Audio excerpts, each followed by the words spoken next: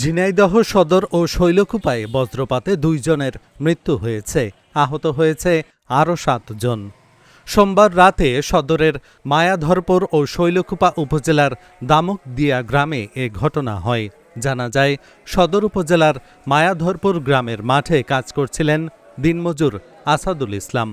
বিকেলে ঝড় বৃষ্টি শুরু হলে তিনি মাঠ থেকে বাড়ির দিকে যাচ্ছিলেন। হঠাৎ বজ্রপাতে গুরুতর আহত হন তিনি।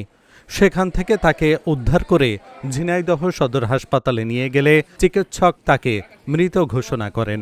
অপরদিকে বিকেলে ঝড় শুরু হলে শৈলকুপার দামুকদিয়া গ্রামের আনিসুর রহমানের স্ত্রী আন্না খাতুন বাড়ির পাশের একটি আমবাগানে আম কুড়াতে যায়। সে সময় বজ্রপাতে তার মৃত্যু হয়।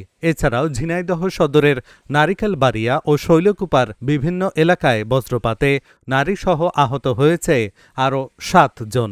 ঝিনাইদহের জেলা প্রশাসক নোমান হোসেন মৃত্যুর বিষয়টি নিশ্চিত করেছেন। এই যে হয়